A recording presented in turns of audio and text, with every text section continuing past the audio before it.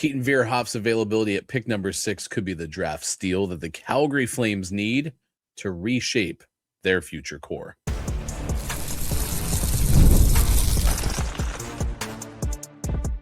You're Locked On Flames, your daily podcast on the Calgary Flames. Part of the Locked On Podcast Network, your team every day. Hello and welcome. I am Ryan G. This is Locked On Flames. Today's episode brought to you by FanDuel. Right now, new customers can bet just $5 and get $150 in bonus bets if your first bet wins. Head to FanDuel.com to get started. As we do on Fridays coming up, we will share what we learned this week in Calgary Flames hockey.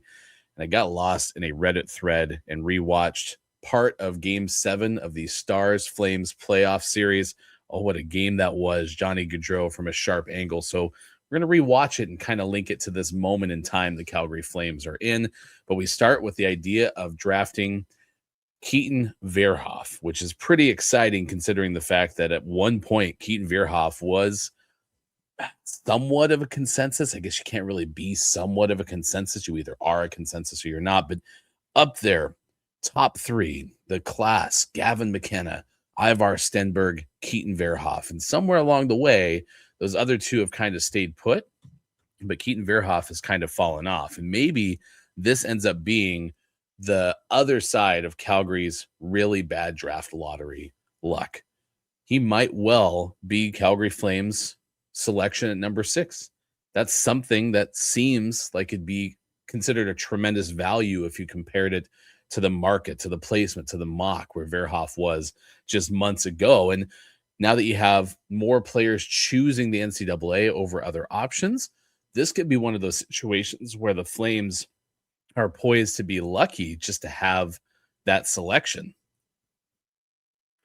This looks like a market situation, right? Maybe this is kind of a result of the NHL draft world not understanding how a player is when they go to the top part, or they go from the top part of the WHL and being everything that you need to be considered elite at that level, and then challenging themselves to go to the NCAA level. And maybe Calgary is going to benefit from that. We're going to share something right now from our Locked On NHL Prospects show. It's a little bit longer clip, and they go through a mock draft. We're going to jump in at number 5, which is where the New York Rangers pick, and it talks about kind of how the board gets down to Keaton Verhoeff being available at number 6 for the Calgary Flames. Yeah, I think this one's a slam dunk for the New York Rangers. If Kyle Malhotra's still on the board, you make that pick and you run.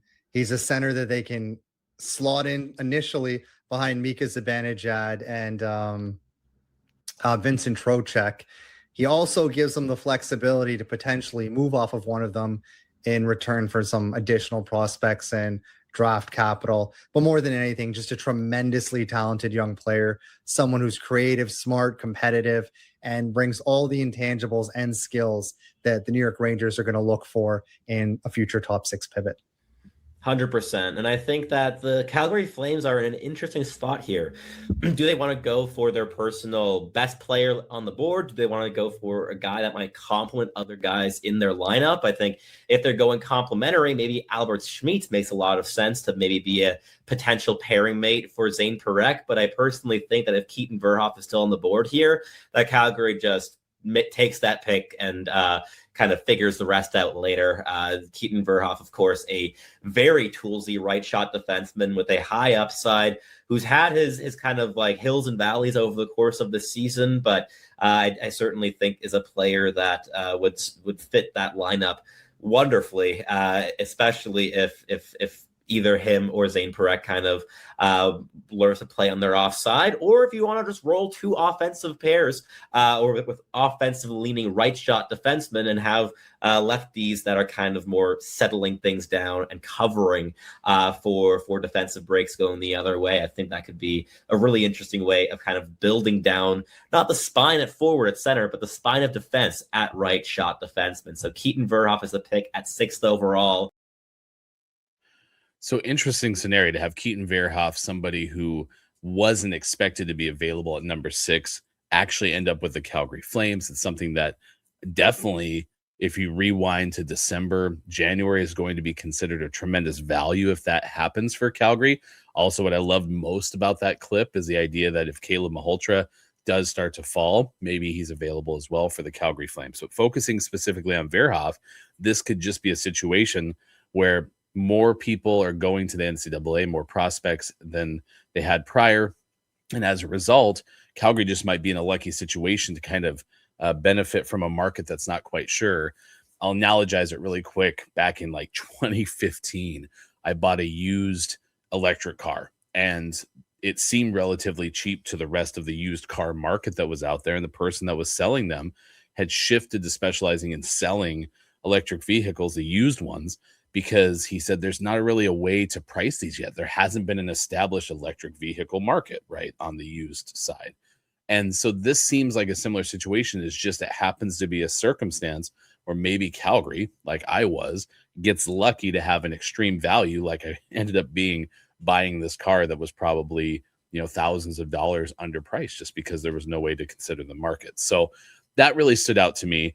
Locked On NHL Prospects also broke down Keaton Verhoeff shortly after they posted the mock draft, where we got that first clip to share with you. They actually go through a draft prospect evaluation of Keaton Verhoeff. So I want to share another about 2 minutes from Locked On NHL Prospects, but it talks more about why Calgary may get an absolutely outstanding selection at number 6. But what's interesting about Verhoeff, much like Gavin McKenna, who I think we both agree is probably going to go number 1, is that had they just stayed in the WHL, like pretty much every prospect prior to this year, I think it's very likely that both go 1-2 and nobody's really questioning it. But because they challenge themselves, it feels like there's a lot of questions around them. And I don't even know how to kind of reconcile with that thought myself, because most top prospects haven't gone the NCAA route, right? As true freshmen, like Macklin Celebrini, Adam Fantilli, and Jack Eichel are kind of the exceptions. Generally, it's guys that go through the CHL, and many of them have gone on to have excellent pro careers. So I do wonder sometimes, are we being overly critical of guys like Verhoeff and McKenna and not factoring in enough just how tough that jump is? Absolutely. And also like something that we hadn't even gotten to mention is that Verhoeff is a very, very young player for this draft class, a June 19th, 2008 birthday, listed at 6'4", 212. Like that is a big body and a very young player who did really, really dominate as his D-1 with the Victoria Royals that was in the WHL last season. And yeah, I think it's really the kind of the crux of the conversation too, internally in kind of scouting meetings, and in terms of how do we weigh this? Because maybe if he'd stayed in WHL, we would have seen a stagnation rather than a progression this season. And how would that have impacted draft slot, right? Like in all these like kind of different timelines, there's always things that could kind of shift things a little bit. So I am very curious how things would have turned out. I found that clip really interesting from Locked On NHL Prospects, because those two focus specifically in on these players that are going to be drafted in the NHL. And even they are kind of having differing opinions of what could be versus what is, and the alternate timeline kind of mentality. And I think that speaks to this idea that the market's kind of weird, and that could benefit Calgary if they stay put at number 6. They don't try to make a big splash, go up and get the Sharks, convince them to give them the number 2 pick so you can go after Stenberg if you want to. It could work out really well. And then the added benefit specifically for Calgary is Abram Wiebe and eventually Cole Reschny, once they're on the Calgary roster, will have played with Keaton Verhoeff at some point with the time at North Dakota. What do you think? Keaton Verhoeff, number 6 overall. How happy, how beneficial do you think it'd be for Calgary? How lucky is it for the Flames that he might be there? Let me know in the YouTube comments. One quick footnote, draft related.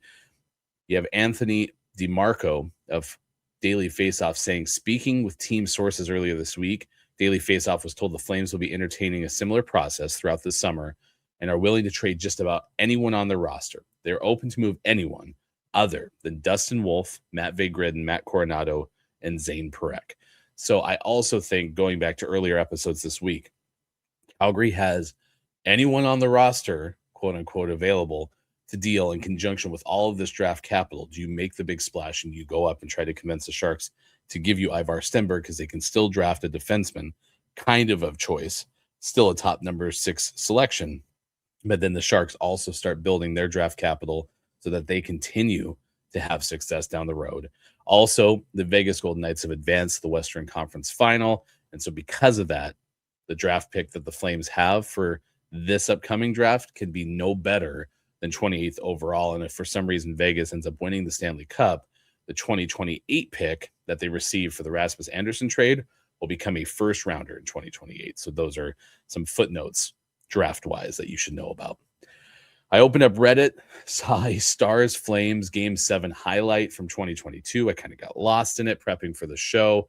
And so I figured I'd talk about that and see how this team and this current moment in time is related to that crew that ended up beating the Dallas Stars in that overtime Game 7. We'll talk about that next on this episode of Locked On Flames.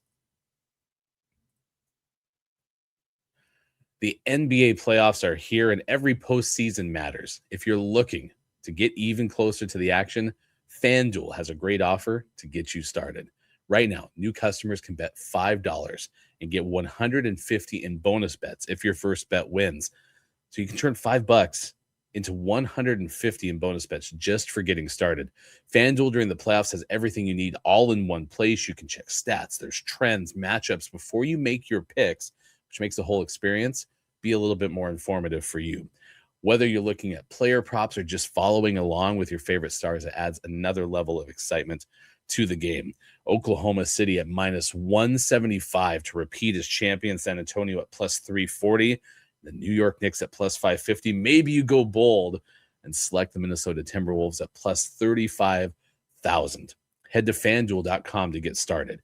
FanDuel, play your game.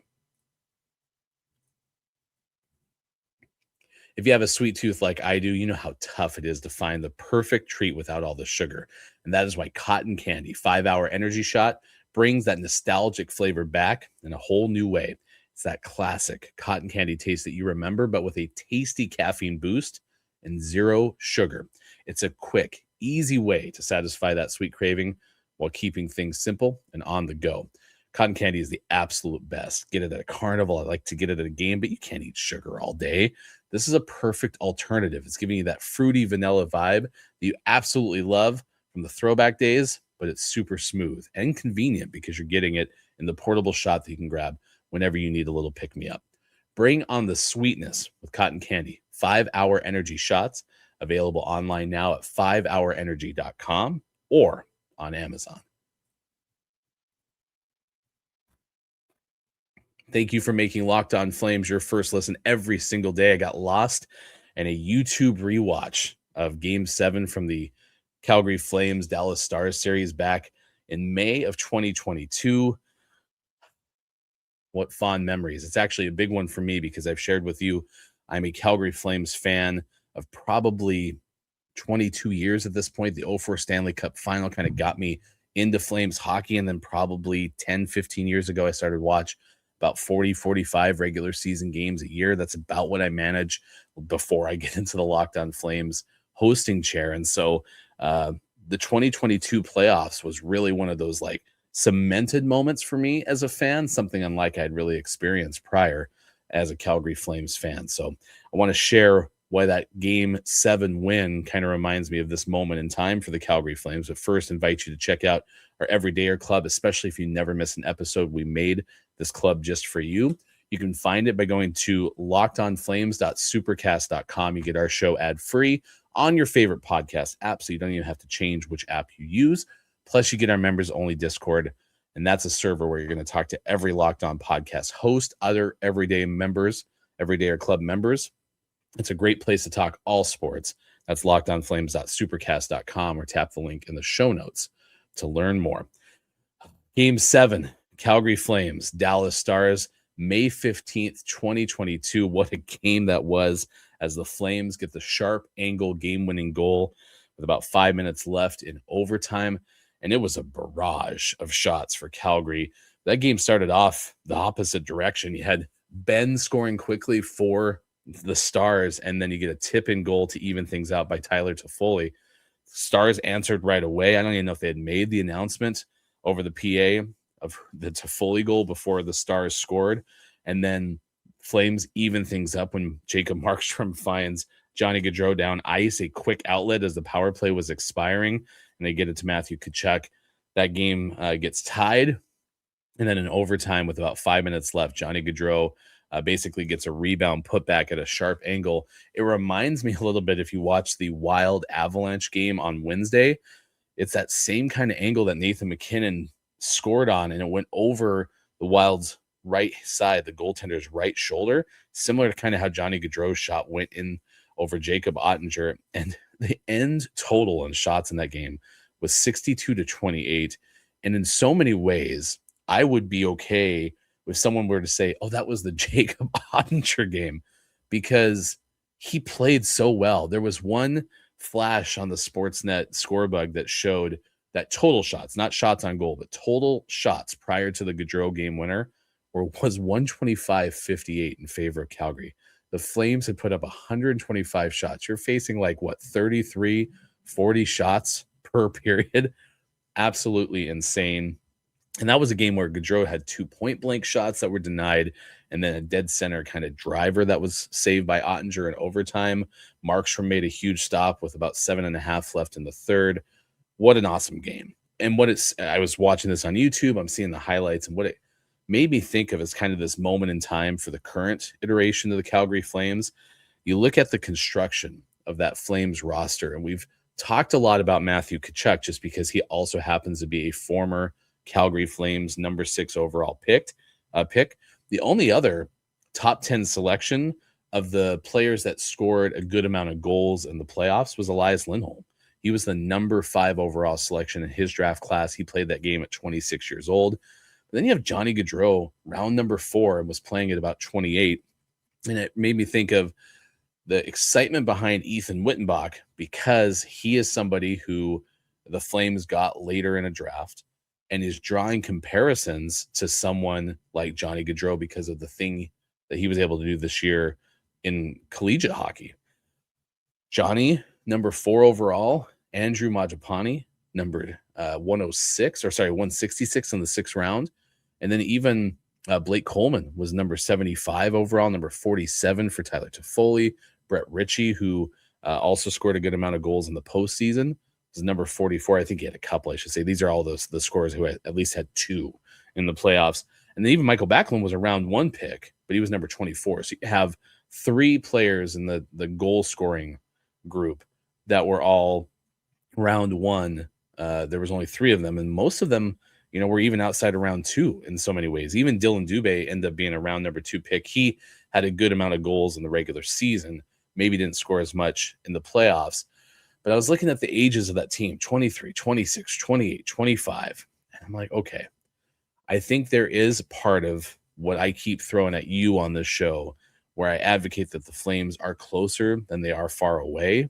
But the reality is so much of their current excitement, the reason that they're the number 3 rated prospect pool, according to The Athletic, in one of the most recent rankings, is because all of those players that people are excited about, they're still 22 or younger. I mean, even if Keaton Verhoeff is drafted by the Flames, that'll be in late June. It sounds like his birthday is middle of June, so he'll be 18 when he's drafted. It makes sense that even like a Cole Reschny, even a Zayne Parekh, guys who are 22 or younger at this stage, the youngest player who was among the best scorers in that series against the Stars was Matthew Tkachuk at 23. And guess what? He was a top 10 draft pick. So as I hear John Easthope from the Red Mile Rundown continue to advocate that, hey, next year the Flames do not want to be a playoff team. They want to continue to have a top 10 pick, if not a top 6, ideally a top 3 pick. That's hard for me to swallow.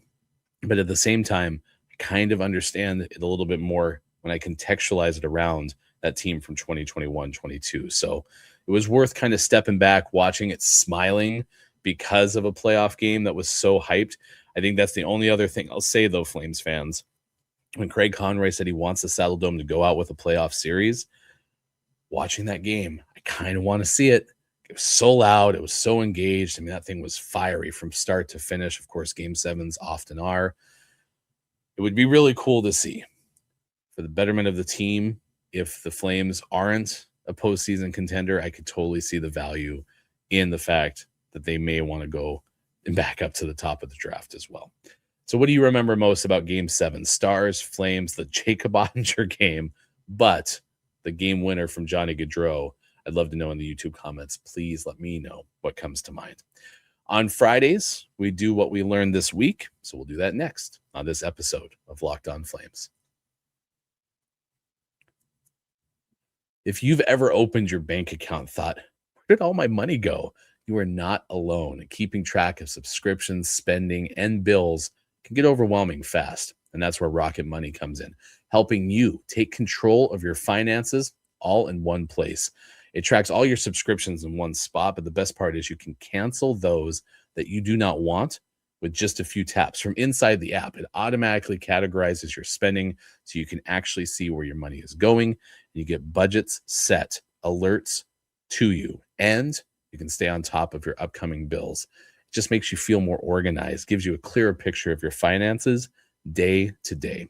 Rocket Money is a personal finance app that helps find and cancel unwanted subscriptions, monitors your spending, and helps you lower your bills so you can start growing your savings.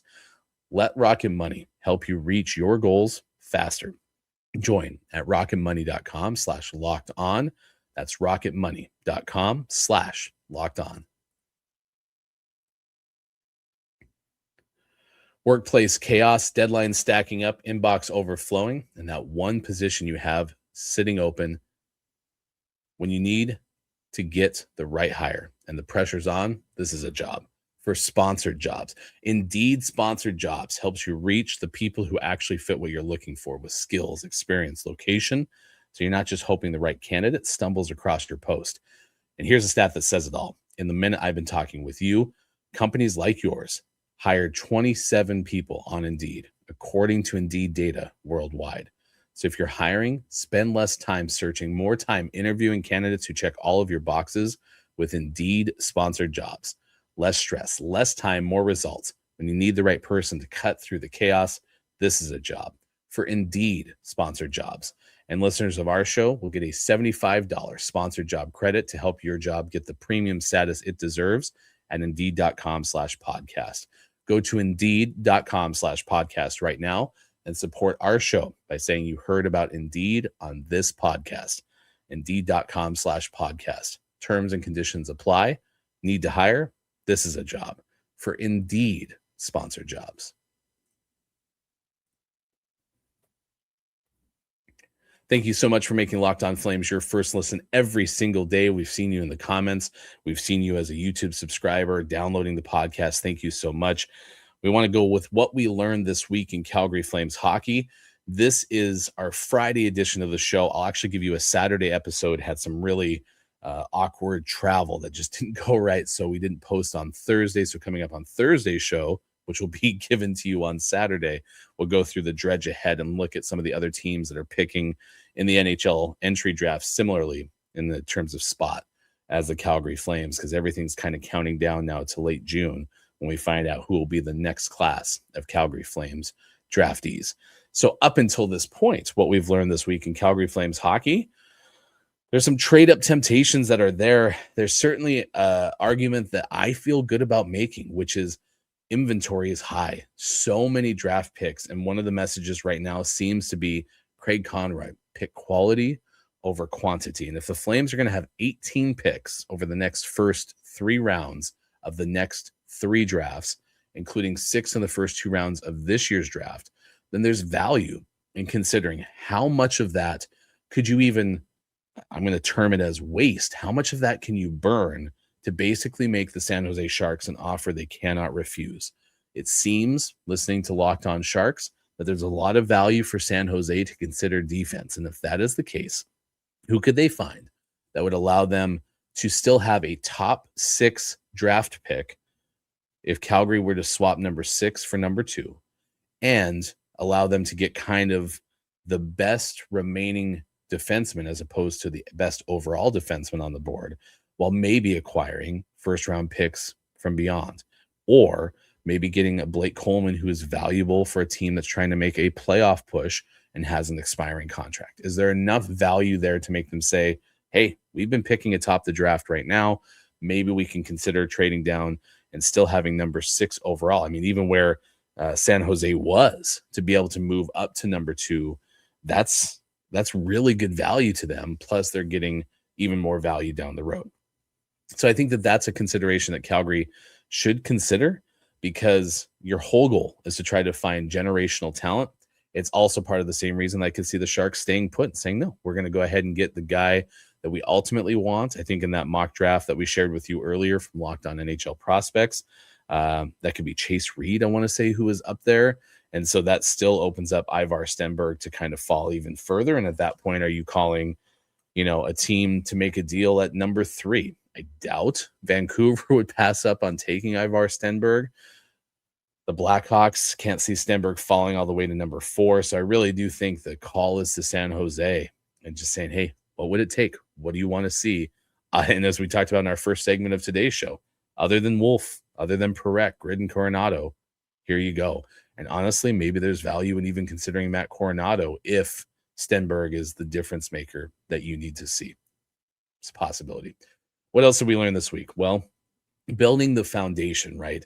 The Flames are out of the business of trying to expect a quick turnaround, which is obviously a patient endeavor for someone like me who does not want to sit through 3-4 more years of what we saw last year. I mean, the only consolation prize is it was fun to see the Flames kind of make a playoff push 2 years ago out of a horrible start.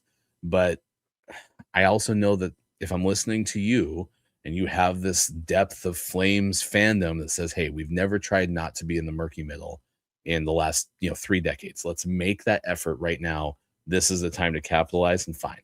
Does 2027 make a difference? I also wonder, though, does Calgary have a division that they're in that challenges them? We talked a lot about the Pacific Division and how bad it was this year. Obviously, Vegas does get to the Western Conference Final now. So at least one of the teams, the division champion, was good enough to get to that point. Is Calgary, though, in a division where it's plausible to finish in the top 3, even if you maybe aren't a team that's on paper worthy of making the top 3? I could see that as a situation. Where's Edmonton going with some of their changes? Anaheim had a good year, but can they have another good year? I also pointed out, too, how Calgary had 23 home wins. If they find a way to win, 5 more games on the road? I mean, Calgary's basically a playoff team, which I found interesting. So we continue to talk about, hey, is there long-term value in even trying to find a way to package the picks that you have to get more capital for 2027? Is that a deeper draft than where we're at this year? That could be a consideration for Calgary too. And then a lot of optimism. I think there's a lot of reasons to be excited about Calgary. Zayne, Parekh, Matvei, Gridin is certainly the headline when you look at the team that they're building and how well they finished the end of the season. And the fact that Toronto, San Jose, and Vancouver might be doing some things to maneuver. I mean, Toronto's not going to end up taking number 1 and sending it elsewhere, but maybe they consider dealing a player that one of these teams wants, and all of a sudden Toronto's back in the top 5. Maybe it's Calgary who makes a bold move, and they're at number 6. So I'd be interested to see what happens. Also this week, we kind of hung around and basked in the glory of the only Stanley Cup that the Flames have ever hoisted, because that series from 1989 started this week in Calgary Flames history. So it was a fun week talking with you. And of course, on Thursday, we'll be back with you. It's just that Thursday's episode will be on Saturday. So expect another one before the weekend is up. We can't thank you enough for continuing to tune in, continuing to hit the like button when you see the video, and of course, subscribing. Leaving comments helps a ton. And if you're on your favorite podcast app, please type in Locked On Flames right now and click the subscribe button so you never miss an episode. Also, consider joining our Everydayer Club. We built it just for you. It's at lockedonflames.supercast.com. Ad-free access to our show, as well as member access to our Discord server, which is going to give you the entire Locked On podcast host and fan base, so you can talk about anything from the NBA playoffs to the NFL schedule release that came out on Thursday.